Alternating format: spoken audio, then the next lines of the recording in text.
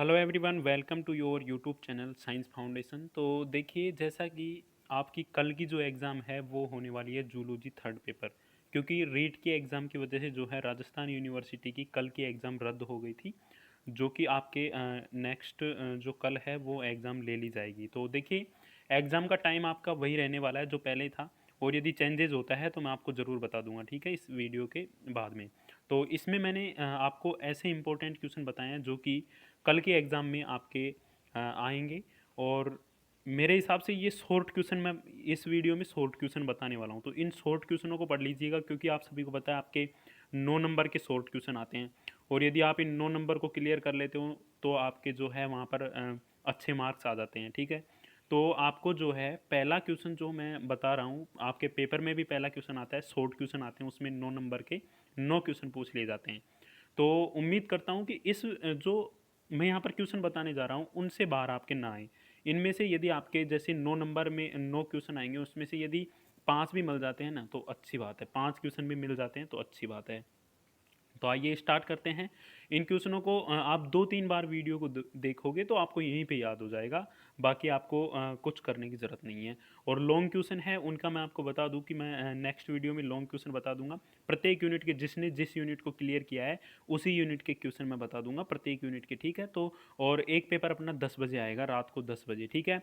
Night में 10 बजे एक पेपर आएगा, उसका इंतज़ार करना सभी, सो मत जाना। देख लो, 10 बजे वैसे कोई नहीं सोएगा, तो 10 बजे रात को एक पेपर आएगा मेरे पास। मतलब पेपर क्या इंपॉर्टेंट क्वेश्चन है तो वो मैं आपको बताऊंगा, उनको ज़रूर कर लेना, ठीक है। आपकी इतनी एग्ज़ाम हो गई, मैं उस जो पेपर को बताता हूँ उसमें से प्रत्येक में से क्वेश्चन मिलते हैं आपके, ठीक है। ये मैं नहीं कहता, आप पुरानी वीडियो देख सकते हैं जाके, और आप पेपर देखो आते हो तब मैं बना देता हूँ कि चलो इसमें से इतने क्वेश्चन अपने मिल गए, ठीक है। तो सबसे पहले आप अपने यूट्यूब चैनल साइंस फाउंडेशन को सब्सक्राइब कर लीजिएगा, बेल आइकन पर ऑल दबा लीजिएगा, क्योंकि यहाँ पर आपको बीएससी से संबंधित काफ़ी इंपॉर्टेंट न्यूज़ एंड क्लासेज मिलेंगी। तो आइए स्टार्ट करते हैं। क्वेश्चन नंबर 1 आपका यहाँ पर है। थोड़ी तबीयत ख़राब है मेरी, तो मैनेज कीजिएगा। देखिए, फर्स्ट है एपिटोप क्या है। एपिटोप क्या है इसके बारे में आपको बताना है। तो देखिए, इसका राइट आंसर हो जाएगा एंटीजन का वह भाग जो एंटीबॉडी से अभिक्रिया करता है, वह एपिटोप कहलाता है। एंटीजन जो होता है उसका वह भाग जो किससे, एंटीबॉडी से अभिक्रिया करता है, वह क्या कहलाता है, एपिटोप कहलाता है। काफ़ी इंपॉर्टेंट क्वेश्चन है, अच्छा क्वेश्चन है। लॉन्ग क्वेश्चन आते हैं तो अपन को जैसे लॉन्ग क्वेश्चन आ गया, एपिटोप क्या है इसके बारे में विस्तृत व्याख्या कीजिए। तो आप सभी को पता है एंटीजन का वह भाग जो एंटीबॉडी से अभिक्रिया करता है। अब आपको इतना हिंट मिल गई ना, तो आप उस क्वेश्चन को पूरे को लिख सकते हो। भाई एंटीबॉडी से कैसे अभिक्रिया करता है, क्या होता है एंटीजन और एंटीबॉडी, कहाँ बनते हैं, कैसे क्या काम आते हैं, ये सब कुछ आप लिख के एक बड़ा क्वेश्चन तैयार कर सकते हो। नेक्स्ट है, सबसे अधिक मात्रा में पाए जाने वाली एंटीबॉडीज़ कौन सी होती है। तो देखिए, अपने शरीर में जो है एंटीबॉडीज़ पाई जाती हैं, उनमें से सबसे अधिक मात्रा में पाई जाती है प्रतिरक्षी ग्लोबुलिन जी, ये पाई जाती है आईजीजी, जो है सबसे अधिक मात्रा में पाई जाती है। और ये 5 हैं आपके प्रतिरक्षी जो ये एंटीबॉडी हैं, 5 हैं। और इनको जो है आप ज़रूर याद कर लेना, उनको मैं नेक्स्ट आगे बताऊंगा, ठीक है सभी को। तो वीडियो में बने रहिएगा, पेशेंस बनाकर एंड तक देखिएगा, काफ़ी इंपॉर्टेंट वीडियो आपके लिए होने वाली है। देखिए, मैक्रोफेज कोशिकाओं के कार्य लिखिए। देखिए, मैक्रोफेज जो सेल्स होती हैं उनके जो वर्क हैं उनको आपको यहाँ पर लिखना है। तो इसका फर्स्ट वर्क अपना हो जाएगा कि प्रतिजनों की प्रोसेसिंग एवं प्रस्तुतिकरण करना। क्या हो गया, फर्स्ट कार्य मैक्रोफेज का हो गया कि प्रतिजन जो होते हैं उनकी प्रोसेसिंग एवं प्रस्तुतिकरण करना इनका कार्य होता है। दूसरा होता है प्रतिरक्षी, जो है प्रतिरक्षी के रूप में भी ये आपके काम करते हैं। नेक्स्ट हो गया यहाँ पर जो है प्रतिक्रिया परिवर्तन कारकों का उत्पादन और निष्कासन। प्रतिक्रिया परिवर्तन कारकों का उत्पादन और निष्कासन करना इनका जो है कार्य होता है। और फैगोसाइटोसिस भी इनका कार्य होता है। फैगोसाइटोसिस क्या होता है ये मैं आपको आगे बताऊंगा, देखते रहिएगा। अब ये काफ़ी इंपॉर्टेंट ये चीज़ मेरे को लगी यहाँ पर कि हाइब्रिडोमा क्या है। हाइब्रिडोमा क्या है, ये काफ़ी अच्छा क्वेश्चन है। तो देखिए, दो भिन्न प्रकृति की कोशिकाओं, देखिए दो अलग अलग सेल्स हैं, अलग अलग प्रकृति की सेल्स होती हैं, उनके संलग्न से, जैसे दो अलग अलग प्रकृति की सेल्स है उनके क्या होता है, संलग्न से संकर कोशिका बनती है। उनके संलग्न से कौन सी कोशिका बनती है, संकर कोशिका बनती है। इन संकर कोशिका में यह क्षमता पाई जाती है कि यह विभाजन करती हुई कोशिकाओं के एक क्लोन उत्पन्न करती है। यह विभाजन करती हुई क्या करती है, कोशिकाओं का एक क्लोन उत्पन्न करती है जिसे संकरित या हाइब्रिडोमा कोशिका कहते हैं। तो आपको समझ में आ गया हाइब्रिडोमा सेल्स किसे कहते हैं। दो भिन्न प्रकृति की कोशिकाएं होती हैं, सेल्स होती हैं, वो संलग्न होती है तो एक संकर कोशिका का निर्माण करती है। और जो इस संकर कोशिका का जो अपने निर्माण होता है वो उसमें इतनी क्षमता पाई जाती है कि यह विभाजन करती हुई कोशिका में एक क्लोन उत्पन्न करती है, ठीक है, जिसे हम क्या कहते हैं, हाइब्रिडोमा कहते हैं। उम्मीद करता हूँ आपको यहीं पर क्लियर हो रहा होगा। नेक्स्ट देखिए, मिसोसोम के कार्य क्या है। मिसोसोम के कार्य क्या है सभी को पता रहता है, और एक बार फिर से मैं बता दूं, परिधीय मिसोसोम कुछ किण्वकों या एंजाइमों के स्त्रवण में भाग लेते हैं। जो मिसोसोम होते हैं इनमें से क्या होते हैं, परिधीय मिसोसोम क्या होते हैं, किण्वकों या फिर एंजाइम के स्त्रवण में क्या करते हैं, भाग लेते हैं। और प्लाज्मा कला से संलग्न रहने के कारण प्लाज्मा कला के द्वारा किए जाने वाली संश्लेषणी क्रियाओं में भाग लेते हैं। और ये क्या होते हैं, प्लाज्मा कला से संलग्न रहते हैं, इसलिए प्लाज्मा कला के द्वारा जो भी संश्लेषी क्रियाएं होती है ना, उनमें ये क्या करते हैं, मिसोसोम भाग लेते हैं, ठीक है। नेक्स्ट यहाँ पर देखूँ मैं, यहाँ पर नेक्स्ट क्वेश्चन आपका हो जाएगा जो है शॉर्ट क्वेश्चन, हीमेटोपोइसिस क्या है। तो हीमेटोपोइसिस आप सभी को पता है, अस्थि मज्जा में रक्त कोशिका घटकों के निर्माण को हीमेटोपोइसिस कहते हैं, ठीक है। अस्थि मज्जा में जो ब्लड सेल्स होती है उनके घटकों के निर्माण को क्या कहते हैं अपन, हीमेटोपोइसिस कहते हैं, ठीक है। काफ़ी इंपॉर्टेंट क्वेश्चन है। नेक्स्ट देखिए, बी लिम्फोसाइट का परिपक्वन कहाँ होता है। अब ये जो आपका लॉन्ग क्वेश्चन है, यदि आप उसे पढ़ोगे, और वो लॉन्ग क्वेश्चन काफ़ी इंपॉर्टेंट है, उसको मैं बताऊंगा। आपके जो टी लिम्फोसाइट होती है, जो टी लिम्फोसाइट या टी कोशिका होती है, टी लसिकाणु होती है, तो उनके माध्यम से आपको इसका सबका पता चल जाएगा। टी लिम्फोसाइट से बी लिम्फोसाइट का पता चल जाएगा आपको, उसके अंदर सब कुछ मिल जाएगा, ठीक है। तो बी लिम्फोसाइट का परिपक्वन होता है अस्थि मज्जा में, ठीक है। नेक्स्ट देखिए, कोस्मिड फैक्टर क्या है। कोस्मिड फैक्टर क्या है इसके बारे में आपको बताएं तो कोस्मिड फैक्टर एक प्रकार के संकरवाक होते हैं जिनमें लैम्बडा फैक्ट पर कोश स्थल उपस्थित होता है। आप सबको इतना याद रखना है कि जिनमें लैम्बडा फैक्ट पर कोश स्थल होता है ना, वो क्या कहलाते हैं, कोस्मिड कहलाते हैं, ठीक है। और ये प्लाज्मिड के व्युत्पन्न होते हैं। अब आप सोचोगे कि यार ये प्लाज्मिड क्या होता है, तो प्लाज्मिड भी मैं आपको बताऊंगा इसी वीडियो में, ठीक है, बने रहिए। नेक्स्ट क्वेश्चन है, 2 ग्राम ग्राही रोगजनक जीवाणुओं के नाम लिखिए। तो 2 ग्राम ग्राही रोगजनक जीवाणु कौन कौन से हैं ये आपको मैं बताऊंगा। पहला है क्लोस्ट्रीडियम टेटनी, और नेक्स्ट है कार्नी बैक्टीरियम। तो देखिए यहाँ पर क्लोस्ट्रीडियम टेटनी जो है ये क्या होते हैं, ग्रामग्राही रोगजनक होते हैं, और कॉर्नी बैक्टीरियम यहाँ पर है। नेक्स्ट है, सामान्य रक्त में किस प्रकृति की प्रतिरक्षियाँ पाई जाती है। जो ब्लड होता है अपना, उसमें कौन सी प्रतिरक्षी पाई जाती है, तो इसमें आईजीएम आपको याद रखना है, प्रतिरक्षी ग्लोबुलिन एम पाई जाती है, आईजीएम, ठीक है। नेक्स्ट यहाँ पर देखो, अगला जो आपका नेक्स्ट क्वेश्चन है, फर्स्ट क्वेश्चन हो गया। फर्स्ट क्वेश्चन में मैंने आपको 9 बता दिए। सेकंड क्वेश्चन यहाँ पर बता रहा हूँ मैं आपको, 2017 में आया हुआ क्वेश्चन है, यूनिवर्सिटी ऑफ राजस्थान, इनको पढ़ लेना आप, ठीक है। स्वभावज प्रतिरक्षा क्या होती है। तो देखिए, स्वभावज नाम से पता चल रहा है अपन को कि जो जन्म से होती है, अर्थात स्वभाव के साथ होती है, उसका स्वभाव है वो जन्म से लेके आया उस प्रतिरक्षा को, तो उसे ही हम क्या कहते हैं, स्वभावज प्रतिरक्षा कहते हैं। और ये फैगोसाइटोसिस के द्वारा की जाती है, और फैगोसाइटोसिस जो है मैक्रोफेज जो सेल्स होती हैं उनका कार्य होता है। नेक्स्ट देखिए, हेप्टेंस क्या होते हैं। हेप्टेंस क्या होते हैं इसके बारे में आपको बताएं, काफ़ी इंपॉर्टेंट है। देखिए, हेप्टेंस क्या होता है, हेप्टेंस वे रासायनिक पदार्थ हैं जो स्वयं प्राणी के शरीर में प्रतिरक्षी कार्य उत्पन्न कराने में सक्षम होते हैं, ठीक है। ये किसी वाहक अणु के साथ संयोजित होकर शरीर में प्रवेश कर जाते हैं एवं प्रतिरक्षीजन बन जाते हैं। तो हेप्टेंस एक रासायनिक पदार्थ होता है जो स्वयं प्राणी के शरीर में प्रतिरक्षी कार्य को उत्पन्न कराने में सक्षम होता है। जो प्रतिरक्षी कार्य होते हैं अपने शरीर में, उनको उत्पन्न कराने में या उनको प्रेरित करने में सक्षम होता है, हेप्टेंस होता है। और ये क्या होता है, किसी वाहक के द्वारा, मतलब बाहर से शरीर में प्रवेश करता है, शरीर के अंदर संश्लेषित नहीं होते हैं। नेक्स्ट है आप यहाँ पर सी, लार दुग्ध व श्लेष्मा में कौन सी प्रतिरक्षी ग्लोबुलिन पाई जाती है। काफी इंपॉर्टेंट है, पूछ लेता है, शॉर्ट क्वेश्चन बना लेता है, ठीक है। तो लार के अंदर पाई जाती है आपके आईजीए, और श्लेष्मा में भी आईजीए पाई जाएगी। लार और श्लेष्मा में कौन सी पाई जाएगी, आईजीए। ब्लड में मैंने आपको पहले बताया, ब्लड में आपके पाई जाती है आईजीएम, ठीक है।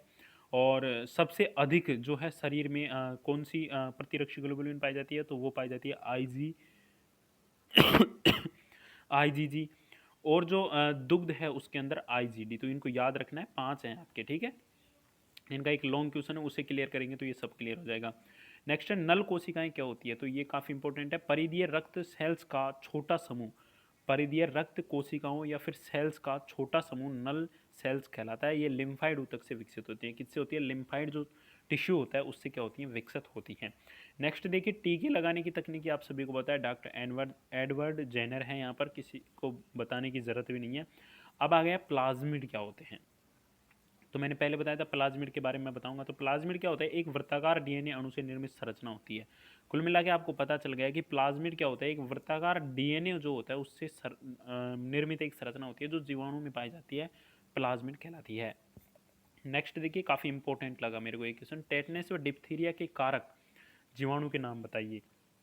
तो टेटनेस जो है क्लोस्ट्रीडियम टेटनी और डिप्थीरिया है कॉर्नी बैक्टीरियम। ठीक है, इनको याद रखना। टेटनेस का जो जीवाणु के कारक हैं वो है क्लोस्ट्रीडियम टेटनी और डिप्थीरिया का यहाँ पर हो जाएगा कॉर्नी बैक्टीरियम। ठीक है, नेक्स्ट है यहाँ पर तपेदिक के प्रमुख लक्षण बताइए। तो तपेदिक का सबको पता है, रोगी के खांसने पर बलगम निकलता है, छाती में दर्द रहता है, तेज ज्वर मतलब हल्का बुखार रहता है, तथा कफ व बलगम के साथ रक्त निकलता है। ठीक है, नेक्स्ट है ट्रांसफॉर्मेशन रूपांतरण क्या है। सभी को जो है इसके नाम से पता चल रहा है, ट्रांसफॉर्मेशन अर्थात जो जीवाणु में लैंगिक जनन की विधि होती है जिसमें एक जीवाणुविक कोशिका से डीएनए दूसरी जीवाणुविक कोशिका में ट्रांसफर करता है या फिर प्रवेश करता है। ठीक है, उसे क्या कहते हैं, ट्रांसफॉर्मेशन कहते हैं। नेक्स्ट है यहाँ पर क्वेश्चन आपके तबीयत थोड़ी जो है ख़राब है मेरी, इस वजह से आप थोड़ा मैनेज करना। ठीक है, नेक्स्ट है एक कॉलोनी प्रतिरक्षाएं क्या होती है। विशिष्ट प्रतिरक्षाएं होती हैं जो एक विशिष्ट एंटीजेनिक क्या होता है, एक कॉलोनी का मतलब मैं बता रहा हूँ, एक कॉलोनी क्या होती है, विशिष्ट प्रतिरक्षाएं होती हैं जो एक विशिष्ट एंटीजेनिक, जो एक क्या होती है, विशिष्ट एंटीजेनिक निर्धारक या एपिटोप के विरुद्ध लिम्फोसाइट्स या प्लाज्मा कोशिका के समूह द्वारा बनाई जाती है, जिन्हें क्या कहते हैं अपन, उन्हें कहते हैं अपन क्या, एक कॉलोनी प्रतिरक्षाएं कहते हैं। नेक्स्ट देखिए यहाँ पर ओप्सोनिन्स क्या होते हैं। ओप्सोनिन्स क्या होते हैं, ऑप्सोनिन्स जो हैं क्या होते हैं, इनके बारे में देखेंगे। यह वह प्रक्रिया है जिसमें सूक्ष्म जीव व अन्य कण एंटीबॉडी अथवा पूरक प्रोटीन द्वारा आवृत हो जाता है ताकि फैगोसाइटोसिस कोशिका, जो फैगोसाइट कोशिकाएं होती है, सेल्स होती हैं, उनके द्वारा इनकी पहचान एवं पाचन किया जा सके, जिन्हें क्या कहते हैं, ओप्सोनिन्स कहते हैं। यह वह प्रक्रिया है जिसमें सूक्ष्म जीव या अन्य कण एंटीबॉडी अथवा पूरक प्रोटीन द्वारा आवृत हो जाता है, जिसमें क्या होता है, सूक्ष्मजीव या अन्य कण क्या होता है, एंटीबॉडी अथवा पूरक प्रोटीन द्वारा क्या हो जाता है, आवृत हो जाता है, ताकि फैगोसाइट जो सेल्स होती हैं इनकी फैगोसाइट सेल्स द्वारा इनकी क्या कर ली जाए, पहचान कर ली जाए और इनका पाचन जो है किया जा सके। प्राथमिक लिम्फाइड अंग क्या होते हैं। तो प्राथमिक लिम्फाइड अंग होते हैं यहाँ पर जो ऑर्गन्स हैं आपके प्राथमिक, वो हैं थाइमस, अस्थिमज्जा और यकृत। थाइमस, अस्थिमज्जा और यकृत। नेक्स्ट है यहाँ पर जीवाणु की कोशिका भित्ति के बारे में लिखिए। तो देखिए, जीवाणु की कोशिका भित्ति लगभग 10 से 25 mm मोटाई की होती है। जीवाणु कोशिका जो है, जीवाणु की सेल्स होती है, उसकी भित्ति लगभग कैसी होती है, 10 से 25 mm मोटाई की होती है। रॉबर्ट कोक की अवधारणाओं के बारे में आपको यहाँ पर बताना है। तो देखिए, रॉबर्ट कोक की जो अवधारणा है उसके बारे में आपको बताऊँ, और रॉबर्ट कोक ने शुद्ध संवर्धन तकनीकी का विकास किया तथा बताया कि कोई विशिष्ट जीवाणु किसी विशेष रोग का कारक होता है। कोक ने तपेदिक रोग के जीवाणु ट्यूबरसन बैसिलस की खोज की थी और रोग का जन्म सिद्धांत प्रस्तुत किया था। कोर्क जो एक वैज्ञानिक हैं, उन्होंने बताया, उन्होंने पहले तो शुद्ध संवर्धन तकनीकी का विकास किया तथा बताया कि कोई विशिष्ट जीवाणु किसी विशेष रोग का कारक होता है। आप सभी को पता है कोई विशिष्ट जीवाणु, जैसे इस समय वायरस चल रहा है अपने कोरोना, तो एक विशिष्ट रोग के लिए ही है ना, विशिष्ट रोग होता है, उससे जो है कोरोना हो रहा है। ठीक है, तो एक विशिष्ट जो एक जीवाणु है एक विशिष्ट बीमारी अपनी रखता है। ठीक है, और जैसे कि एक तपेदिक रोग होता है, इसका जो जीवाणु है वो है ट्यूबरसन बैसिलस होता है और इसकी खोज इन्होंने ही की थी और रोग को जन्म सिद्धांत प्रस्तुत किया था इन्होंने। अब नेक्स्ट है HIV की संरचना के बारे में लिखिए। तो अपन टेंथ में भी पढ़ते आ रहे हैं HIV के बारे में, 12th में भी पढ़ते आ रहे हैं और अभी फर्स्ट ईयर में भी पढ़ा होगा, सेकेंड ईयर में देख रहे हैं। यह विषाणु आवरण मुक्त है, इसका व्यास 90 से 120 नैनोमीटर होता है तथा इसमें न्यूक्लियो प्रोटीन से बनी कोड पाई जाती है जिसके भीतर एक सूत्र वाला जीनोम व प्रोटीन पाया जाता है। आपको यहाँ पर याद रखना है, HIV की जो स्ट्रक्चर होती है, यह क्या होता है, यह विषाणु आवरण मुक्त होता है। मतलब इस जो यह विषाणु होता है, एक HIV क्या होता है, एक वायरस होता है, एक विषाणु होता है जो कि आवरण मुक्त होता है, इसके ऊपर कोई भी आवरण नहीं पाया जाता और इसका व्यास 90 से 120 नैनोमीटर होता है तथा इसमें न्यूक्लियो प्रोटीन से बनी कोड पाई जाती है। कैसी पाई जाती है, न्यूक्लियो प्रोटीन से बनी कोड पाई जाती है और जिसके भीतर एक सूत्र वाला जीनोम या प्रोटीन पाया जाता है। नेक्स्ट जीन अवधारणा को समझाइए।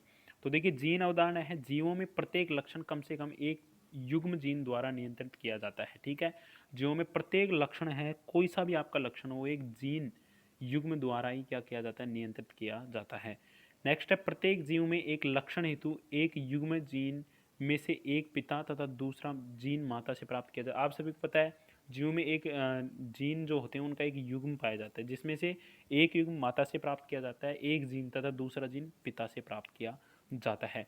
नेक्स्ट है प्रत्येक जीव में जीन्स की संख्या निश्चित होती है। प्रत्येक जीव जो होता है उसमें जीन्स की संख्या निश्चित होती है, परंतु क्या होता है उत्परिवर्तन, चयन व उत्परिवर्तन द्वारा यह संख्या घट बढ़ जाती है। ठीक है, कोई भी उत्परिवर्तन हो जाता है या फिर चयन में गलती हो जाती है तो इस वजह से यह संख्या घट बढ़ जाती है। लेकिन सामान्यतः जनरली ये जीवों में जीन्स की संख्या जो है सामान्यतः निश्चित पाई जाती है। ठीक है, नेक्स्ट यहाँ पर देखिए आपके तपेदिक रोग के बचाव और उपचार के बारे में बताइए। तो तपेदिक के बारे में मैंने पहले बताया, तपेदिक का क्या होता है, इसमें जो है छाती से जो है खांसते हैं तो मलगम निकलता है और साथ में उसके खून भी आ जाता है। ठीक है, हल्का सा, तो ये तपेदिक रोग होता है। इसके बचाव क्या है, देखिए आप सभी को पता है अच्छा भोजन लो और पोषण पदार्थ युक्त भोजन चाहिए, स्वस्थ रहन सहन की आदतें चिकित्सा संबंधित ज्ञान के द्वारा नियंत्रित किया जा सकता है। इसका उपचार है स्ट्रेप्टोमाइसिन। एक उपचार आप याद रखो, स्ट्रेप्टोमाइसिन जो है अपन इसको एंटीबायोटिक दे देते हैं या फिर एंटी एलर्जिक दे देते हैं, जिससे ये थोड़ा मतलब काबू में किया जा सकता है और प्रतिजैविक औषधियाँ देकर अपन कर सकते हैं। ठीक है, एक याद रख लेना आप उपचार में स्ट्रेप्टोमाइसिन, और वैसे आप ज़्यादा भी रख सकते हैं। नेक्स्ट है जीव द्रव्य संलयन क्या होता है। तो इसमें आपको क्वेश्चन से ही पता चल रहा है, कुछ विशिष्ट परिस्थितियों में जो पृथककृत जीव द्रव्य होता है वो निकट आने पर क्या होता है, परस्पर असमंजस कर संगलित हो जाता है अर्थात मिल जाता है। यह क्रिया जीव द्रव्य संलयन कहलाती है। नेक्स्ट आपका यहाँ पर रेस्ट्रिक्शन एंजाइम के बारे में लिखिए। रेस्ट्रिक्शन एंजाइम क्या होता है, ये किसी भी बाह्य डीएनए को विशिष्ट टुकड़ों में तोड़ने के लिए एक तीव्र रसायन का कार्य करता है। जो रेस्ट्रिक्शन एंजाइम होता है ये क्या करता है, जो किसी बाहरी डीएनए होता है उसके विशिष्ट, उसको क्या करता है, एक विशिष्ट टुकड़ों में तोड़ने का कार्य करता है। उसके मतलब एक रसायन प्रेरित करता है जो कि उस डीएनए को तोड़ सकता है। ठीक है, नेक्स्ट देखिए यहाँ पर वैसे मेरी मतलब मन नहीं कर रहा बिल्कुल भी आपको बताने का, परंतु काफ़ी कमेंट आ रहे हैं कि सर कि कल एग्जाम है थर्ड पेपर बताओ, इसलिए मैं आपको बताने जा रहा हूँ। तो देखिए प्रतिजन को परिभाषित कीजिए। तो देखिए वे रासायनिक पदार्थ जो जंतु शरीर में प्रवेश करने पर उद्दीपन का कार्य करते हैं, जिससे शरीर में एंटीबॉडी का निर्माण होता है, वो क्या कहलाते हैं, प्रतिजन कहलाते हैं। ये सभी को याद होगा। ठीक है,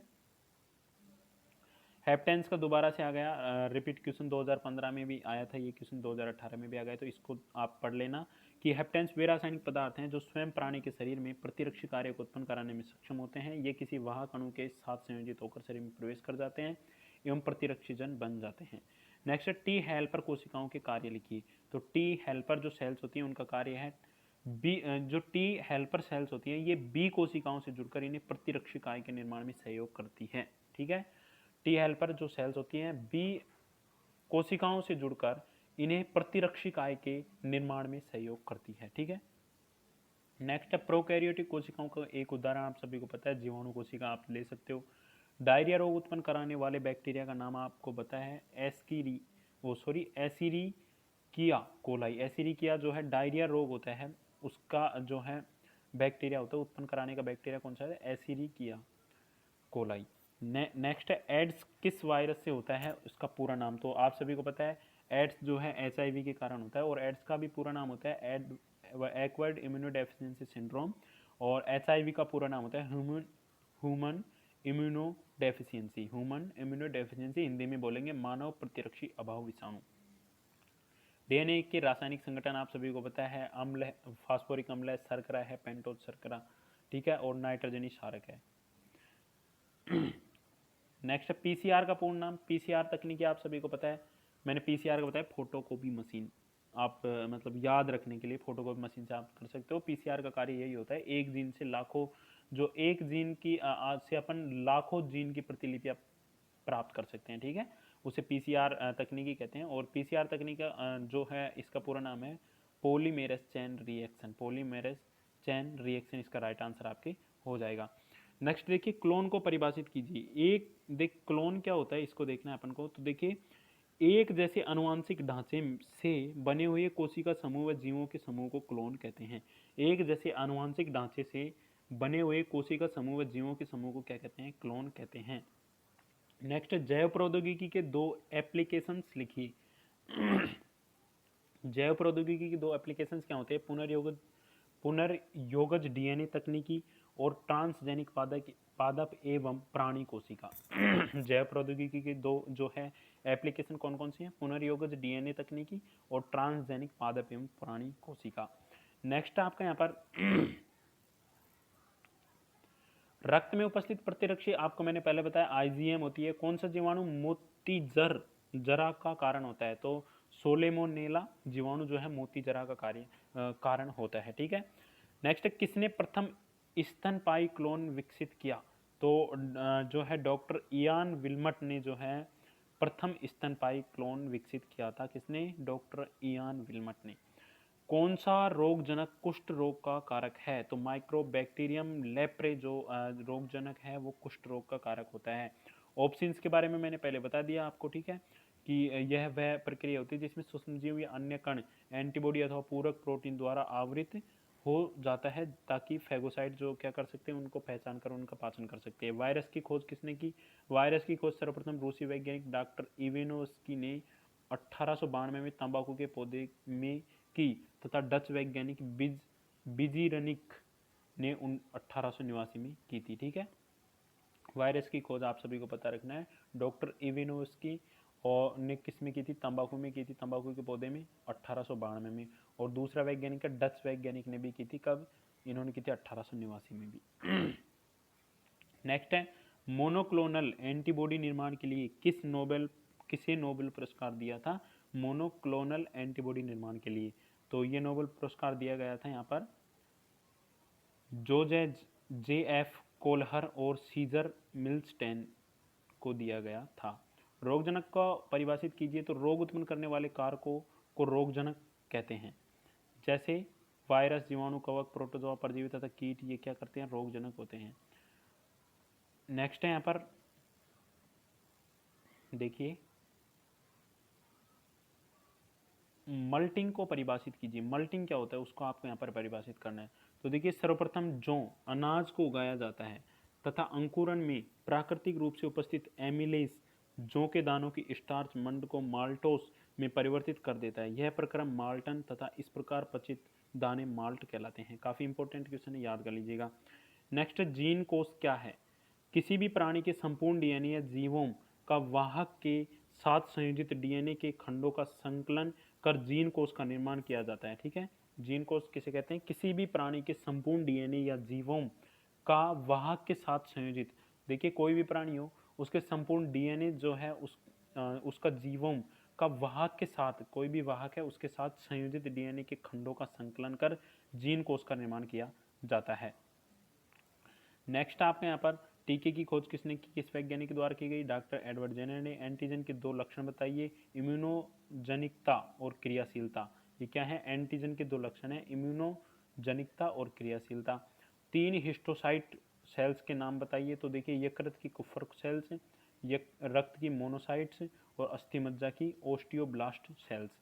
मैक्रोफेज कोशिका के कार्य। मैक्रोफेज कोशिका का कार्य मैंने पहले बता दिया आपको, प्रतिरक्षी, फैगोसाइटोसिस, प्रतिजनों की प्रोसेसिंग एवं प्रस्तुतिकरण, प्रतिक्रिया परिवर्तन कारकों का उत्पादन और निष्कासन। सूक्ष्म जैविकी का जनक किसे कहा जाता है? एंटीवोन लिवेनोक को कहा जाता है। पंचजगत प्रणाली व्हिटेकर ने दी थी, सभी को पता है। जीवाणु में प्रजनन विधियों के नाम। जीवाणुओं में आप सभी को पता है कायिक जनन होता है, अलैंगिक जनन होता है, लैंगिक जनन होता है। ठीक है, एड्स निदान हेतु काम में लिए जाने वाले परिरक्षण का जो है उपयोग है वो है एलिसा टेस्ट। एलिसा टेस्ट के द्वारा हम एड्स का निदान कर सकते हैं। ठीक है, अपराधियों का पता आपको सभी को पता है, डीएनए फिंगरप्रिंटिंग के द्वारा कर लिया जा सकता है। रेस्ट्रिकेशन एंडोन्यूक्लियस का कार्य मैंने आपको पहले बताया, डीएनए को जो है विशिष्ट टुकड़ों में तोड़ने का कार्य करता है, क्योंकि एक रसायन जो है देता है। नेक्स्ट क्वेश्चन है, विभिन्न प्रकार की उपार्जित रोधकता उदाहरण सहित बताइए। तो उपार्जित रोधकता जीवन काल के दौरान प्राप्त की गई व ग्रहण की गई रोधकता यह दो प्रकार की होती है। प्राकृतिक रोधकता सक्रिय एंटीजेनिक उद्दीपन से, अक्रिय माता से शिशु का ओवल कोलेस्ट्रम द्वारा। आप सभी को बताया जो है रोधकता है ये दो प्रकार की होती है। प्राकृतिक रोधकता, तो प्राकृतिक रोधकता जो है दो प्रकार की होती है, सक्रिय और अक्रिय। तो सक्रिय तो एंटीजेनिक उद्दीपन से प्राप्त होती है, और अक्रिय जो है माता का जो है माता के मतलब पेट में ही प्राप्त हो जाती है अपन को। ठीक है, नेक्स्ट यहाँ पर देखिए पहली होगी प्राकृतिक और दूसरी होगी कृत्रिम रोधकता। तो सक्रिय प्रतिरक्षियाँ टीके द्वारा और अक्रिय प्रतिरक्षियाँ बाहर से प्रदान की जाती है। अवशिष्ट रोधकता की 4 श्रेणियों के नाम लिखिए। तो अवशिष्ट रोधकता की 4 श्रेणियाँ कौन कौन सी है? पहला है सामान्य अवरोधक, दूसरा है भौतिक अवरोधक, तीसरा है रासायनिक अवरोधक और चौथा है जैविक अवरोधक। नेक्स्ट कौन सा रोग एटन्यूएटेड वायरस टीका मरा हुआ सैल्मोनेला टाइफी एवं ट्यूबरकल बैसिलस BCG से संबंधित है। तो इसको आप पढ़ लेना। इस तरह से जो है ये आप यहाँ तक इनको क्लियर कर लेना, क्योंकि इसमें जो एक दो क्वेश्चन है पुराने भी रिपीट हो रहे हैं। हाइब्रिडोमा क्या है, तो इनको यहाँ तक देख लेना आप, ठीक है। तो उम्मीद करता हूँ कि आपको जो है आज की ये शॉर्ट क्वेश्चन है इनको पढ़ लेना, इनसे बाहर आपके कुछ नहीं जाएगा। और मैं बता दूँ थोड़ा सा आपको, यहाँ पर इन क्वेश्चनों से आपके बाहर मेरे हिसाब से नहीं आएगा, और बड़े क्वेश्चन में जल्द डालने वाला हूँ तो उनको कर लेना। मिलते हैं अगली क्लास में, तब तक के लिए जय हिंद, वंदे मातरम, धन्यवाद। ज़्यादा से ज़्यादा शेयर करना, सभी विद्यार्थियों के पास पहुँच जाए।